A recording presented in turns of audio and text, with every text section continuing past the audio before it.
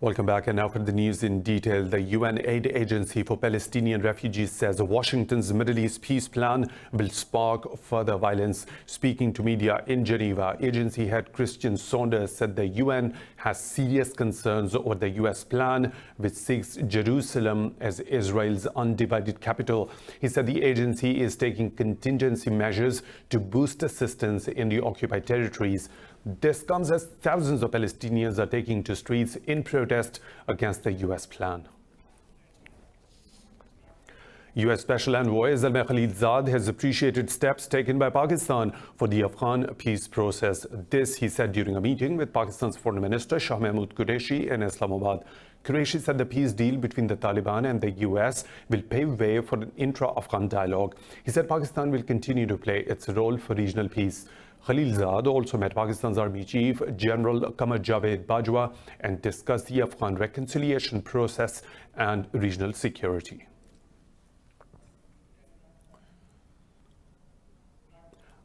Moving on to Indian Occupied Kashmir, in another act of state terrorism, Indian troops have martyred 3 youth in occupied Kashmir. Police said that they were killed after troops intercepted a truck at Ban Toll Plaza on Jammu-Srinagar highway. It said the security forces launched a cordon and search operation in Nagrota area. Indian atrocities in occupied Kashmir have increased despite the ongoing cruel curfew. The valley is reeling under Indian curfew and the communications blackout for the last 180 days. In Pakistan, a consultative meeting was held in Islamabad to express solidarity with the people of occupied Kashmir. The meeting was attended by Foreign Minister Shah Mahmood Qureshi and other officials. During the meeting, speakers condemned India's belligerent rhetoric and warmongering statements. They said aggressive actions by India increase the risk for peace and security in the region. In New Delhi, a court has postponed execution of the 4 convicts in Nirbhaya gang rape and murder case till further orders. The execution was earlier scheduled to take place on February 1st. The convicts had sought a stay on their execution. Tihar jail authorities told the court that only 1 convict's mercy plea is pending and the others can be hanged.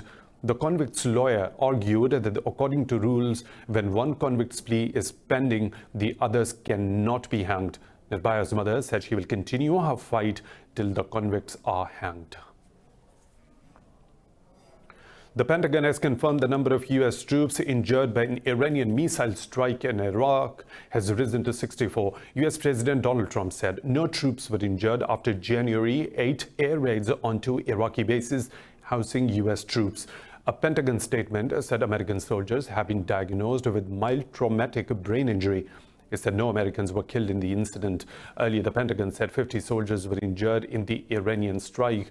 Tehran had claimed that 80 US personnel were killed in the attacks. The UN Security Council has called for an immediate end to hostilities in Yemen. In a statement, the Council said the increase of fighting threatens the political process meant to end the war. The UN body has voiced concern at the significant growth of violence in Naham and Al-Jof regions and its effect on civilian life. The Council says reducing or stopping the fighting will create space for Yemeni political parties to begin negotiations. The statement comes after an emergency council meeting held on Tuesday at Britain's request. Iraq's top cleric Ayatollah Ali al-Sistani has condemned the use of force to disperse anti-government protest camps across the country. Sistani delivered his message through a representative at Friday prayers in Karbala. He called for a free and fair early election in the country. He said the next parliament will be able to take decisive measures that will determine the future of the country. Since October, nearly 500 people have been killed during protests against corruption and unemployment. Meanwhile, Iraq says it is resuming military operations with the US-led coalition against ISIS. The operations were halted after the killing of Iranian Major General Qasem Soleimani earlier this month. The UN envoy for Libya, Ghassan Salameh, says he feels deep anger and disappointment at the growing conflict in Libya. Speaking at the United Nations Security Council meeting, Salameh said the countries present at the Berlin conference were directly or indirectly fueling the violence. He said Berlin was a serious effort to unify an incoherent international community and give hope to suffering Libyans. He urged Libya's warring parties and their foreign sponsors to work on a ceasefire. Salami said recent developments on the ground mean the truce exists in name only. His statement was prompted by increasing violence despite the truce agreed at the conference on January 19th. The parties that agreed to respect an arms embargo imposed on Libya by the UN Security Council. China has admitted that delayed response to the discovery of coronavirus infection worsened the epidemic. In an interview, Communist Party Secretary for Wuhan, Mao Guoqiang, said results would have been different if strict measures had been taken earlier. 213 deaths with nearly 10,000 confirmed cases have been reported since the outbreak emerged in December. Yesterday, the World Health Organization declared the coronavirus outbreak a global emergency. Over 140 people are confirmed to be infected with coronavirus in 23 countries and territories outside mainland China. A UK plane carrying 83 British and 27 foreign nationals landed in Britain after flying from China's central city of Wuhan. Britons will be taken to a National Health Service facility where they will be quarantined for 14 days. Besides Southeast Asia, coronavirus cases have also been confirmed in Germany, France, Russia, Italy, and Finland.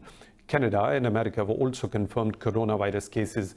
India, UAE, and Australia also reported such cases. Countries all over the world have taken strict measures to curb the spread of the virus. Chinese Foreign Minister Wang Yi says China will continue providing Pakistani students the medical facilities they need. He discussed the issue with Pakistan's Foreign Minister Shah Mahmood Qureshi over the phone. Wang noted that WHO is working closely with the Chinese Health Department. Wang said that the Pakistani community is being taken care of and getting same treatment as Chinese citizens. Earlier, Pakistan suspended flight operations to and from China amid the virus outbreak. U.S. Secretary of State Mike Pompeo says Washington will continue to support Ukraine. Speaking to reporters alongside Ukrainian President in Kiev, Pompeo said U.S. will maintain financial assistance for the country's security. Zelensky said Pompeo has assured him of Washington's full support in stopping alleged Russia's aggression and restoring its territorial integrity. Pompeo also paid tribute to Ukrainian soldiers killed in the Donbass conflict, which has claimed more than 13,000 lives since 2014. The visit comes amid the impeachment trial of President Donald Trump, stemming from his phone call with Zelensky last year. The UK has released $10 million in funding to the United Nations to support Rohingya refugees in Bangladesh. The UN's World Food Programme in Bangladesh welcomed the new contribution from the UK's Department for International Development. The UN said under the programme, refugees can now buy a variety of food items from World Food Programme outlets across the camps. It said Rohingya families will receive $9 per person per month to spend at e-voucher outlets.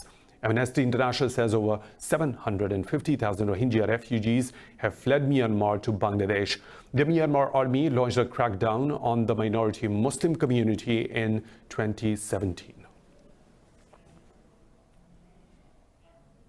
After 47 years, the UK is about to leave the European Union today.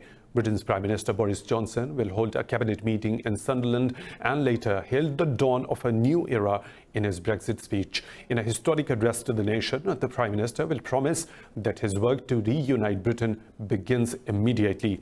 Most EU laws will remain in force until the end of the year, while the country attempts to negotiate a permanent trade agreement with the EU. Later today, Brexiteers will gather in Parliament Square for a celebration and a countdown to the moment the UK leaves the bloc. In Brussels, the British flag will be removed from EU institutions, with one union flag expected to be consigned to a museum.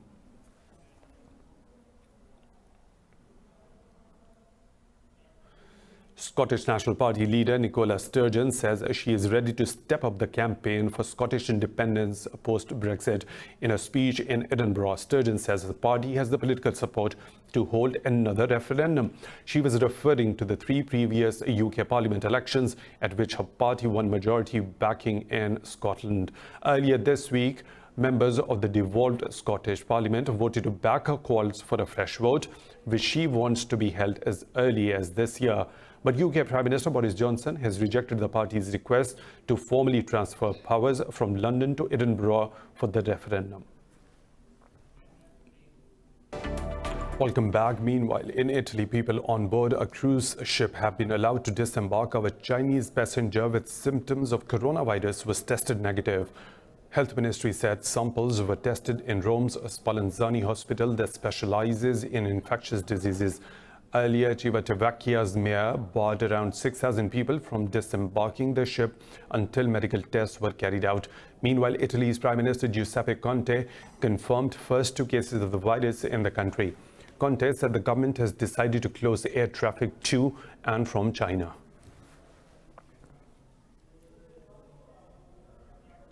Spain's government says it will begin talks to resolve the Catalan political conflict before elections are held in the region. In a statement, the government said it wants to restate its commitment to talks, even though present conditions are unsuitable.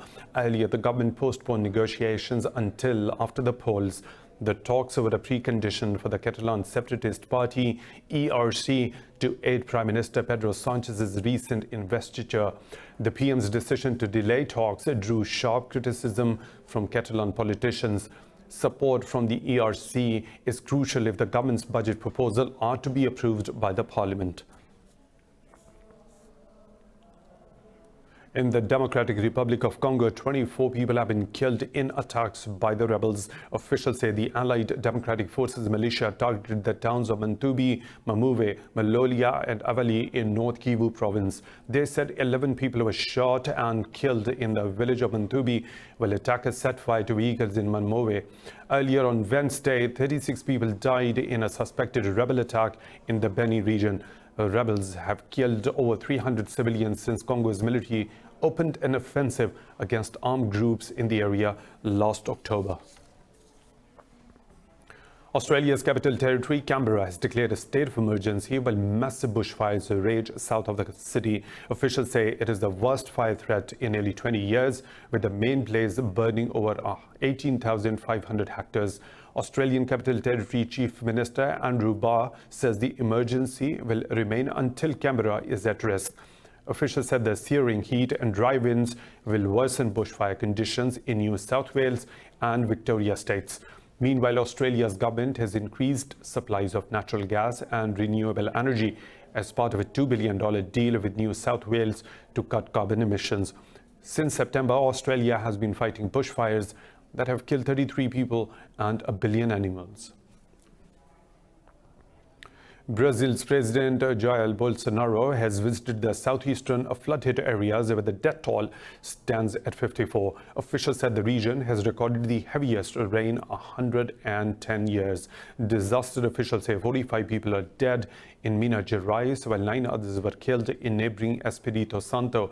Officials said other states in the region have also registered damage, and number of missing people has reached 21. Nearly 33,000 people have been evacuated as over 100 towns declared a state of emergency. Belo Horizonte recorded 180 millimeters of rain in 3 hours, causing severe damage to dozens of neighborhoods. In northwest Nigeria, gold mining is the only viable livelihood for local people. Despite the risk of lead poisoning and the constant threat of violence from the armed groups, residents continue to make a dangerous living. In the state of Zamfara, medics say lead poisoning has caused the death of 500 children in the past 10 years. This report describes what is happening. Zamfara State is one of Nigeria's richest areas in terms of mineral wealth. And yet, the people here in the country's northwest are among its poorest. Mining is one of the few reliable sources of income, but it's high-risk work that brings scant reward. These workers earn just a couple of dollars a day. I need this work to survive, as I couldn't find any jobs in town. My current boss gave me a call. He said, "Come and join us in this business." And I started working for him. Last year, the Nigerian government introduced a regional ban on mining, hoping to curb the armed groups, but people have carried on regardless. As well as working illegally, gold miners also run the risk of lead poisoning. This toxic metal is abundant in the earth of Zamfara.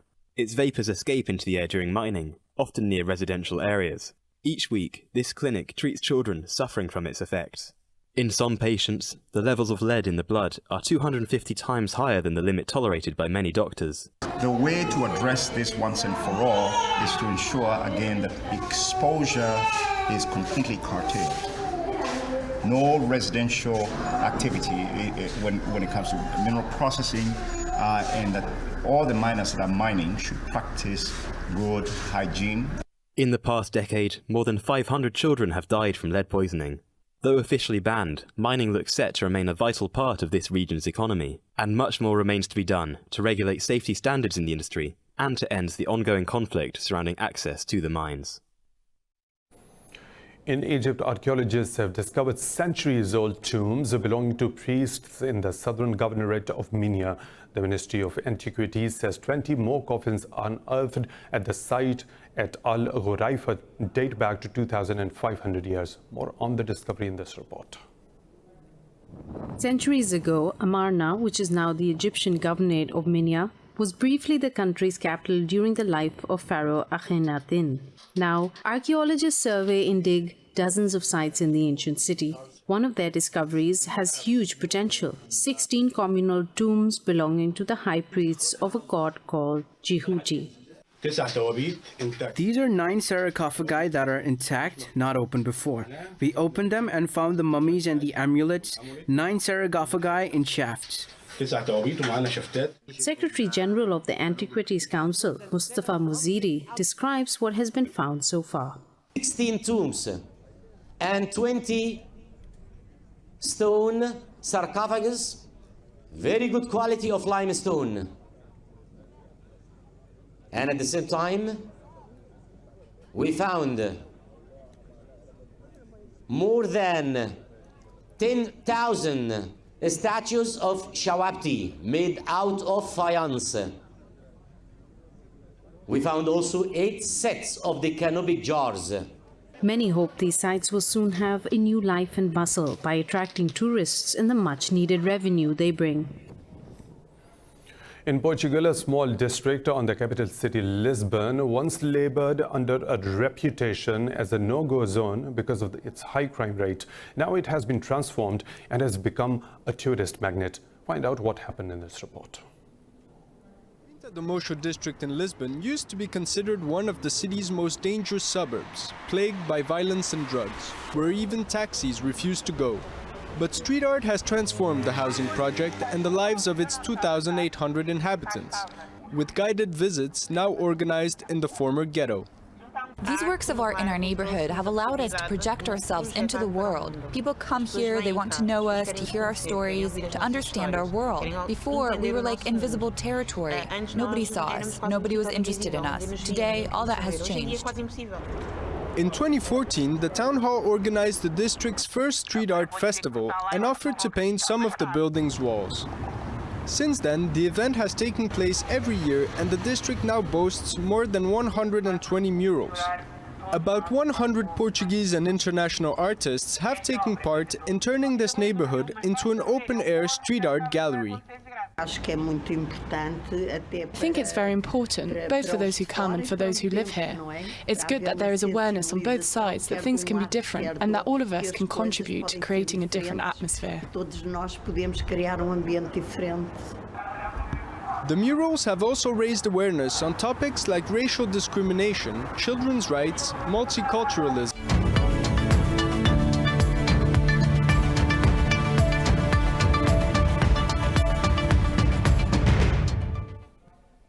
Welcome back. China's official manufacturing activity has slipped in January with a reduction in production and new orders. The National Bureau of Statistics report says China's Purchasing Managers Index fell to 50 points, down from 50.2 the previous month. The 50-point mark separates expansion from contraction on a monthly basis. The NBS has warned the survey does not include the impact of the coronavirus on the economy. The European Commission says economic sentiment improved in January as confidence in the industrial and construction sectors rose. The Commission says the economic sentiment indicator rose nearly 2 points to over 101 in the bloc. Amongst the largest euro area economies, the ES1 soared in Germany by 2 points and France by 1.5 points. In contrast, the Commission said confidence in services increased significantly while it declined in retail. The US stocks have dropped as traders assess the potential economic impact of China's fast-spreading coronavirus. The Dow Jones Industrial Average Index plunged 1% as the deadly virus keeps investors on edge. The indices of S&P 500 and Nasdaq Composite are also trading nearly 1% lower. Caterpillar's shares dropped upon the release of company's quarterly earnings. Over 70% of the S&P 500 companies have beaten the analyst expectations about the earnings.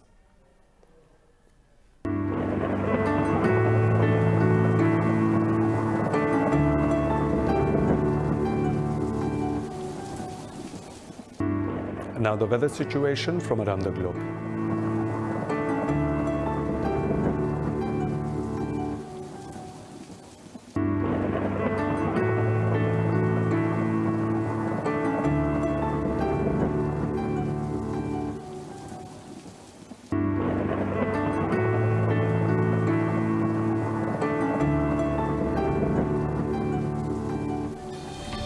That's all for now. For the latest updates, you can follow us on social media at Indus.news. Thanks for watching.